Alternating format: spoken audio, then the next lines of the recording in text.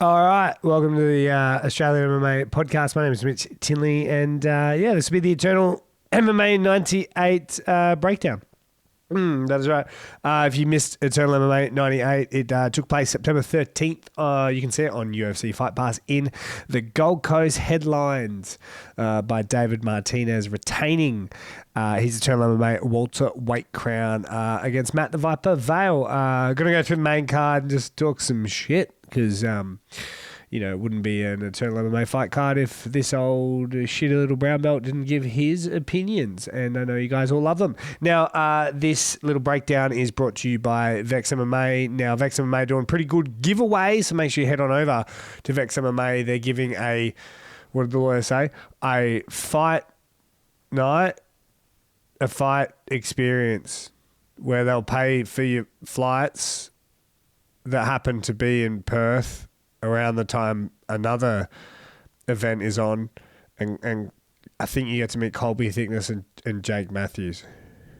So, put two and two together if you're the UFC lawyers. Don't. But yeah, hit up Vex MMA. You can find out more. It's a pretty good prize. It's worth about just under $5,000. So check it out. But guys, we dive in to Eternal MMA 98. Of course, I want to thank our other sponsors: Combat Sports Insurance, Gym Partner, DCA, and everyone else involved. Now, if we run through the results, starting at the top of the card for Eternal MMA 98 on UFC Fight Pass September 13th. Daddy Ravioli, old John Aiello, he defeated Perry Smith. Zach O'Brien defeated Nikita Lapsevich. Matt Kindness defeated Andrew Patara, TKO round 2. The Zach O'Brien one was TKO round 2. And the Daddy Ravioli one was unanimous decision. Danny Hartwell defeated Adnan Larry, TKO round 2. TKO round 2 was performer of the night. Lonnie Filamahala defeated Quinn Kelly, sub in what was an amazing performance, an amazing comeback. Round 3, Justin Manhattan took out the young up-and-comer Taser Malone, and David Martinez defeated Matt Vale via unanimous decision. Was it TKO? No, it was unanimous decision. It was. I thought it was on the buzzer. Now, let's break it all down. John Aiello versus Perry Smith. Now, if you don't know John Aiello, if you see him on Instagram, Daddy Ravioli, he's done heaps of sort of like media stuff for Eternal MMA, and he's talked to just a gang of shit just in general. Super talented guy. I think he was 7-1 as an amateur before he went pro. Perry Smith trains out of Igor MMA, which is of course Josh Kulabau, Joseph Lassanisi, absolute like studs. And they all said, hey, he's one to sort of keep an eye on, Perry Smith. But John Aiello, old Daddy Ravioli, was probably just too much for him. And man, he came into the fight looking shredded. Trained out of the Fight Centre, of course, in Brisbane under the great Benny Johnston. And he is the Robin to the Batman that is Darcy Vendy, the usurper, Eternal MMA middleweight champion. And without a doubt, my number one currently unsigned fighter in Australian MMA. But yeah, John Aiello kind of probably gets a bit of the raw end of the stick sometimes. Everyone thinks he's just a bit more of like a clown, because he does a bit of the funnies and does some jokes. But look, he's going to be a real contender. Eh? He's really, really good. If you look at him, he's like conditioned to the like top percentile. He's super active. He mixes up his game really, really well. He's got a point to prove. If you listen to his like post-fight interview as well, sounds like he's like turning a bit of a new leaf. He does like a lot of impressions. Like you'll see in his post-fight interviews, he'll like talk like Conor McGregor or something because he's just he's charismatic like that. He's fun. It was funny because he did the post-fight interview after Perry Smith, and he did the whole like, I've ridiculed everyone, and I want to take this time. And I thought he was going to be like, to apologize to nobody, because I do whatever I want. But he literally was just like, soz. Like, I've been a dick to a few people, and I'm sorry. And he even said, I think he said he'd like to shake the hand of Brenton Mumford, which I think was like really, really cool. I obviously I enjoy him talking shit because it's like fun for what we do. But yeah, I don't really know the behind the scenes stuff of that, but yeah, it was pretty cool. See Mr. John Aiello, maybe he's like sort of turned a bit of a new leaf or something and kind of wants to go for that different character arc. But look, all that bullshit aside, skill-wise, he's definitely going to be one to watch. So I think he's moved to 1-0 now. Like I said, keep an eye on John Aiello. He'll definitely be something special in the future, whether it's at bantamweight or bloody looks like he could make flyweight, whatever it ends up being. John Aiello, old Daddy Ravioli, is definitely one to watch. Now, Zach O'Brien versus Nikita Latsevich. Now, I didn't know much about both men, and Latsevich was just a relentless grappler. And shout out to old Zach O'Brien, who just was stood it all and threw bloody the kitchen sink behind every single shot. I think there's a photo going around or a video going around of Zach O'Brien of like one of his last fights, and his entire lip is like split, like it's like cut. So he essentially has 3 lips on his face. Just tough like that. That kind of just like sums him up. But yeah, Zach O'Brien looks like he's got bloody dynamite in the hands, and yeah, he put it on. Lepsevich, who was winning the grappling exchange, so much so that he didn't enter the third round. He quit on the stool, as I think they officially call it. Round 2, I believe it was. And yeah, like, I mean, that's pretty impressive from Mr. O'Brien to essentially be, you know, probably down on the scorecards when it comes to grappling, but to kind of do that much damage. I think commentators are saying a bit of exhaustion, but, you know, that doesn't just happen. You've got to take a few shots as well. So props to old Zach O'Brien. I don't know. I think that was his pro debut as well. Let me just check. So once again, I think he's going to be a very impressive pro in the future as well. Let me just see. Yeah, pro debut. I mean, you gotta love it. Yeah, featherweight. So you'll keep an eye on Zach O'Brien. Definitely one to watch as well. Moving on, Matt Kindness, one of the fighters that started, you know, 0-2, joining the likes of Ethan Mitchell and of course Jack Della Maddalena, who has started their career at that unfortunate number, but he finally gets a win on the board as Matt Kindness takes out Andrew Patara, TKO round 2.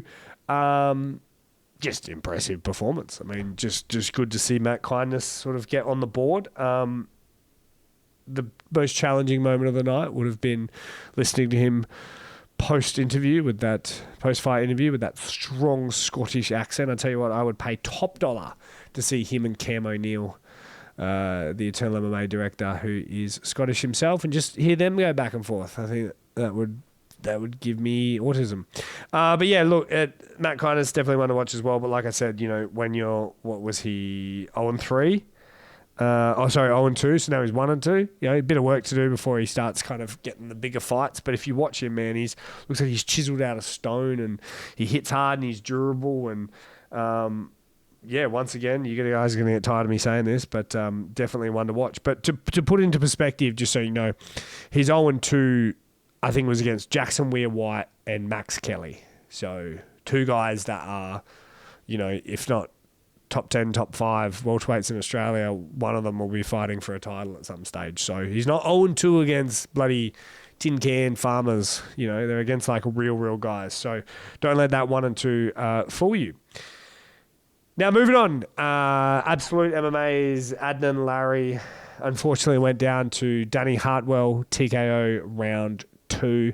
And boy, I mean, it's easy to be an armchair quarterback.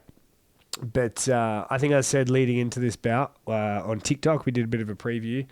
I said Adnan Larry was a few hill sprints away from being a contender in Australian MMA. Well, let me tell you, it is a few more. Because Adnan Larry has all the skills in the world. But the butcher, just, I don't know. I don't know what it is. I don't know if it's work ethic. I don't think it is. Maybe it's just, you know, that genetic gas tank. But he just can't seem to get over the hill. I think he's done it before. He did it against someone else. I can't remember what his name was in Hex, and put an absolute beating on the man and just came out second round or halfway through the third and just kind of like fell to shit. And the same thing happened against Danny Hartwell. But like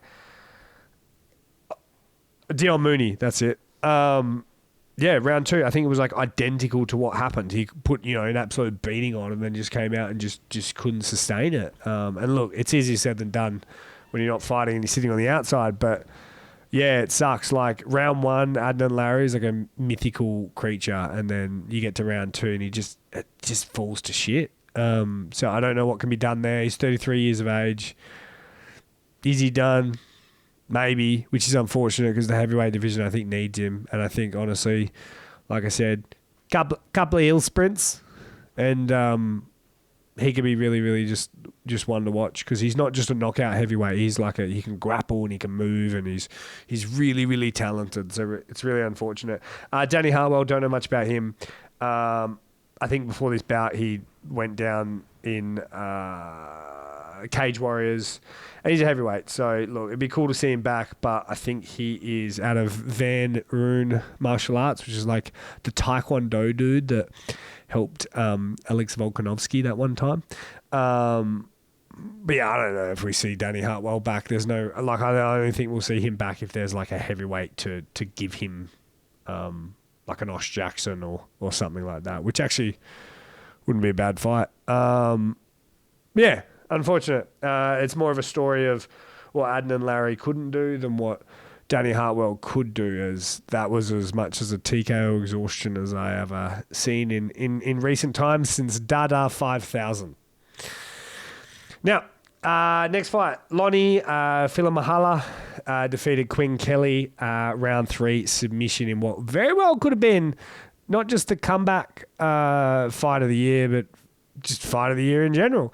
Now, full disclosure, I was like half watching this as I was driving. It was very illegal. And it was on my phone. But from a lot of what people are saying is that this is fight of the year. And from what I saw, Quinn Kelly, who is an absolute stud, was just, putting a bit of a beating on old Lonnie. And he had to dig deep. And Lonnie, who is a little bit up and down recently, especially in he loses a bit of height because he'll maybe he's like missed weight or something, and it kind of takes a bit of the sort of shine away from what he's done.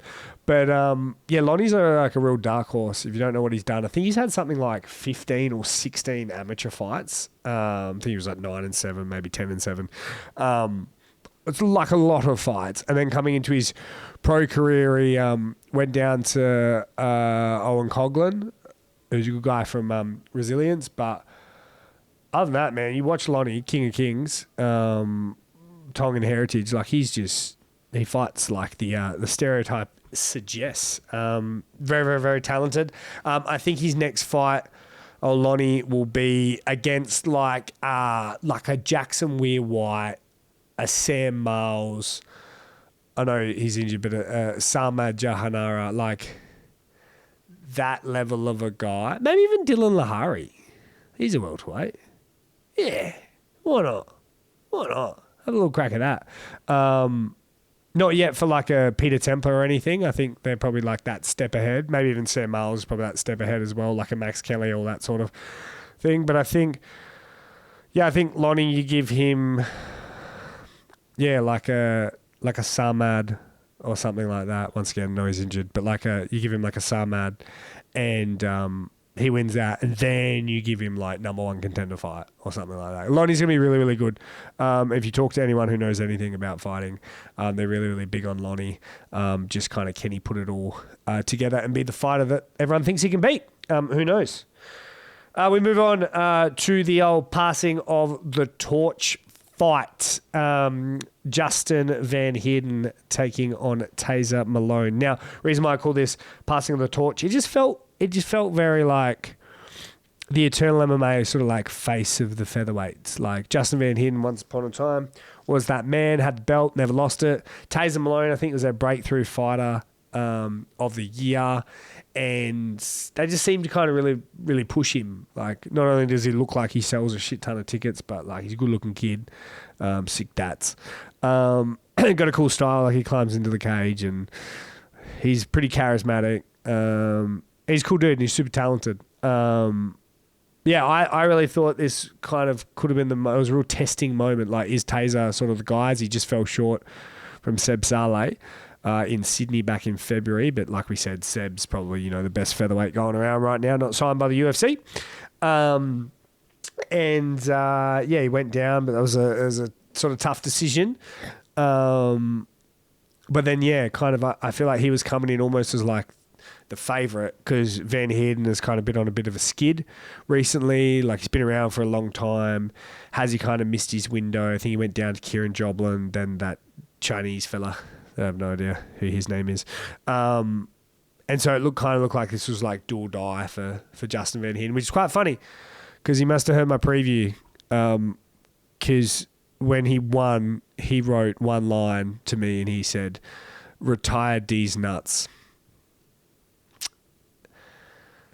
So I think that meant, hey, Mitchell, go fuck yourself. Because I must have alluded to if he loses this, then he should probably retire, which I fucking agree with. If you go 0-3 and you lose to a young up-and-coming kid as good as he is, at Justin's age, it probably would have been a time to sort of walk off into the sunset. But no, he said, like quoted before, Mitchell, go fuck yourself.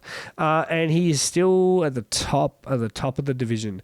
Absolute dominant display. I think it was 30-27. As much as he took some damage at times, he just, in terms of like grappling, Justin just sort of controlled him. You would have liked Van Heerden to get the finish, but that's kind of always been an unfortunate sort of critique over time. But, it's easier said than done. He is a phenomenal grappler, especially in the Australian scene. And Taser Malone's like super dangerous. Like you saw, as soon as Taser broke away, he just threw heat with everything and kind of could stop anyone at any given time. So you got to control that, man. Van Heerden, now, there's a few interesting things for him to go. Now, look, he could always, fight for the interim featherweight title, which I think he will because Seb Saleh, the current title holder, is out for the Road to UFC finals. I would imagine that Seb is... It's either November, I'm hearing even February in Sydney, the Road to UFC might be. So they're going to be out for a very, very, very long time. So by the time Eternal 100 and 101 roll around, I don't think we'll see Seb Saleh at all. I don't think anyone's getting stripped either. I think it'll be Justin Van Heerden. And look, if you could coach maybe like a Semikade Kakembo to come back over, from Hex, I feel like that would be like a fun fight and a fight that needs to happen, and both those boys talk a gang of shit and they're both like pretty sick grapplers. So I think that one could be super exciting.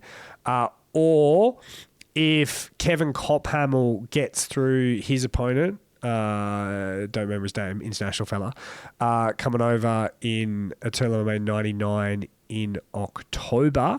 Kevin Cophamel, of course, having that tremendous fight of the century against Harry Webb.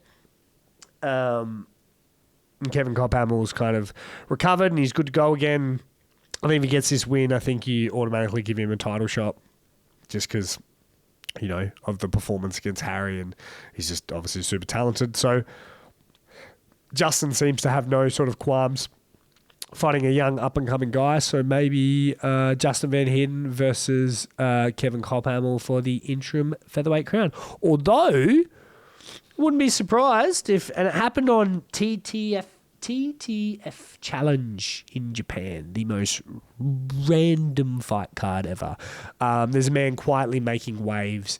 He's an Innisfail boy from Queensland, currently fighting out of City Kickboxing in New Zealand, just recently fought in Japan, beat a man that's had 25, 26 fights, old Kyle Maoki, who's 5-0. I think now is probably the best time to bring him over into Eternal and kind of make him a bit more of an Australian, because you're not going to make it to the UFC fighting random Japanese shows or, the Shuriken New Zealand fight cards against guys that are a little bit beneath you. I think you bring him over to Eternal, you give him a title fight against Justin Van Heerden, and you see where you go from there, because that kid's definitely going to be one of the hottest prospects going around. But look, the moment and the night belongs to old Justin Van Heerden, who, as he says, and I quote, retired D's nuts. So Justin Van Heerden not going anywhere. and I stand corrected. Final fight of the night. I got to talk about it. David Martinez taking out Matt Vale. Round 5. It was a submission, eh? Look, hang there. Talk amongst yourselves. Look, I'm trying to do this, as effortlessly and as flowy as possible. But I actually can't remember if it was a decision or if it was a TKO. But look, let's talk about just how good David Martinez is, because Matt Vale, look, is very much, he's 34. He's probably done. I wouldn't be surprised if that was his last fight. Matt Vale at one point in time was a very, very, very dangerous guy. Let me just hear this. Sorry, guys. Let's see what they say. Number 5, declaring your winner at 4. Well, ladies and gentlemen, our referee in charge has called a stop to this fight at 4 minutes and 37 seconds. 4 minutes and 37 seconds. Submission victory to David Martinez. I don't know why. Look, I watched it live, but my brain's a bit scrambled. Yeah, David Martinez picking up the round 5th submission against Matt the Viper Vale. And yeah, like I said, Matt Vale once upon a time was probably the next guy in line. His biggest defeat was to essentially COVID. It really, really stopped him in his tracks, and he never got that opportunity. Now he's probably just a touch over the hill. I'm sure people love me saying that. But David Martinez is without a doubt and will probably go down as the greatest regional Australian MMA fighter in the history of the sport. I unfortunately do believe, and I think it's a shame because I'm still dirty on the UFC for not giving Ben Johnston his opportunity. I don't think David Martinez will get that chance. I heard rumors that he was going to get the road to UFC spot, the one that Kit Campbell got, and that I think the PFL were like flirting around him as well. But I think he's 32, probably 33 very soon. His style, although I find it super exciting, like he's got crisp striking now. He's got violent elbows. I feel like, and the best grappling like we've probably ever seen in mixed martial arts, bar maybe his teammate Don Marfan in recent times from Team Compton. I like him moving over to Team Compton. I don't know if he's still with Ignite and Dunstan Death Squad and Ryan Dunstan. I don't know what's going on there, but he seems to be, he came out from Team Compton and all that sort of stuff. And I'm not one to dive into that sort of stuff. But now this is fully into Team Compton. I think it's really, really cool. They've got that violent edge that David Martinez kind of really needed, rather than that sort of lay and pray style you might have thought he had. But yeah, now he does damage on the ground. He looks for finishes. His striking is crisp on the feet. But yeah, at 32, 33, with that style still, I'm a bit scared that the UFC kind of won't come knocking, which I think is an absolute travesty, because I'd rather see the best guys get the opportunities, not just the 5-0 guys that knock everyone out. Do you know what I mean? Love that too, but I'm a little old school in the sense of like I enjoyed the Stephen Kennedys and the Callum Potters getting their opportunities, and they've kind of done the hard yards on the regional scenes. The Daniel Kellys, like those guys, I like seeing them rewarded as much as I like seeing the flashy up and coming 19-year-olds. So look, I really, really do think it's the last we've seen of David Martinez, but I would bet my bottom dollar that unfortunately I don't think he gets that call up. Talking about guys that he has to fight, there's not a whole lot left. There's this sort of young, low to mid-tier guys coming up, and I mean that in experience, not in skill. But like we mentioned earlier, like Guy Jackson, Weir Whites, which, teammate of Martinez anyway, Sam Miles, Samad Jahanara, like those sorts of guys. Lonnie, once again, teammate. I think you give maybe Sam Miles, like give him a shot if you want. But I also think it's way too soon. There's one guy out there, but look, without going into it, there's not a chance in hell that they put Jack James in there with David Martinez. I just think there's too much politics, unfortunately. But if I had to get behind someone and rally, I would have to say that I would love to see Jack James and David Martinez get in there for the Australian MMA welterweight title. Or I think he's contractually tied to Eternal, so you won't see him jump over to beat down. But hopefully, Coach Bones and Team Courage or whatever send old Jack James and Cam O'Neill can look at the biggest fight that I think could be in the regional scene, and they get Jack James over, and we see who the better man is. Maybe it's a beat down versus Eternal. Look, like I said, I don't think it's going to happen. I don't think it'll ever happen. But that's one thing I want to see. Other than that, I think you just keep bringing guys in. For Martinez, international guys, some 6-0 Russian dude or some dude from the UAE. I think, unfortunately, that's probably the next couple of fights we see of Martinez. Like I said, I don't know if he's contractually allowed to do that, but I think they had to bring guys in for him like that.